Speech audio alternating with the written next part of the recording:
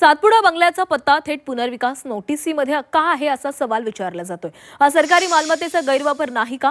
एके डेव्हलपर्स कोण आहे याचा खुलासा करा। सामाजिक कार्यकर्त्या अंजली दमनिया यांनी ही मागणी केलेली आहे। राज्यपालांनी प्रकरणाची दखल घ्यावी अशी मागणी देखील दमनिया यांच्याकडून करण्यात आलेली आहे। तर अंजली दमनिया यांनी काय ट्विट केलेलं आहे पाहूया।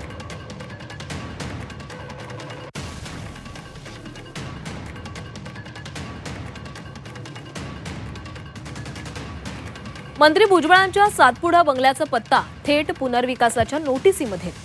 हे सरकारी मालमत्ता गैरवापर नाही का? कोण आहे एके डेव्हलपर्स याचा खुलासा भुजबळांनी तत्काळ करावा।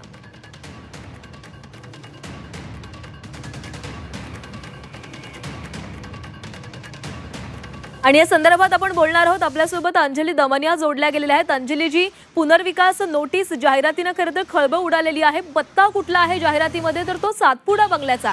आणि या संदर्भात तुम्ही सुद्धा ट्विट केलेलं आहे, काय मागणी आहे तुमची?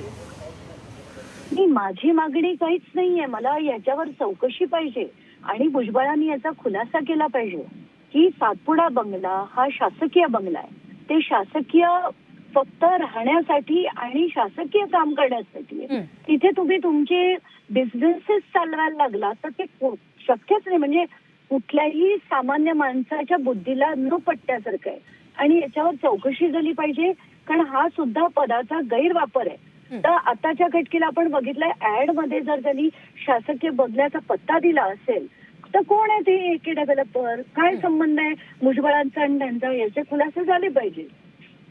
अंजलीजी, या जाहिरातीमध्ये 40 नंबर खोलीचा उल्लेख करण्यात आलेला आहे आणि खरं तर भुजबळांच्या सातपुडा बंगल्यावरून सांगण्यात आलेलं आहे की 40 नंबरची खोलीच नाहीये। मग ही कुठली चूक असू शकते का? काय वाटतं? आता त्याचाही खुलासा त्यांनीच करायला हवा की हे एके डेव्हलपर कोण आहे, किंवा आपण त्या वर्तमानपत्रात ही ऍड कोणी दिली त्याची चौकशी झाली पाहिजे की त्याचे पैसे कोणी दिले। आता हे बनण्यासाठी अमुक गोष्टी म्हटल्या जातात, आता त्याचा मार्ग काढायचा असेल म्हणून भुजबळ तसं म्हणाले असतील। पण आताच्या घटकेला जे दिसतंय ते गिरगावात बाकी ठिकाणी क्लस्टर डेव्हलपमेंट झालेलं आहे। हे मधल्या बिल्डिंगचा मालक कोण आहे माहित नाही, तर तुम्ही सातपुडा बंगल्यात येऊन भेटा हे त्याच्यात लिहिलेलं आहे ना। आपण काही स्वतःच कथाकथित करत नाहीये। त्यामुळे याची चौकशी तात्काळ करण्यात यावी शासनाकडनं। आणि मी तर गव्हर्नरला म्हणेन की त्यांनी सुमोटो ऍक्शन घेतली पाहिजे त्याच्यावर। नक्कीच अंजलीजी, तर या संदर्भात आता नेमका काय खुलासा केला जातोय, हा एके डेव्हलपर नेमका कोण आहे, या संदर्भात काय माहिती मिळते पाहावं लागणार आहे। धन्यवाद तुम्ही दिलेल्या प्रतिक्रियेसाठी।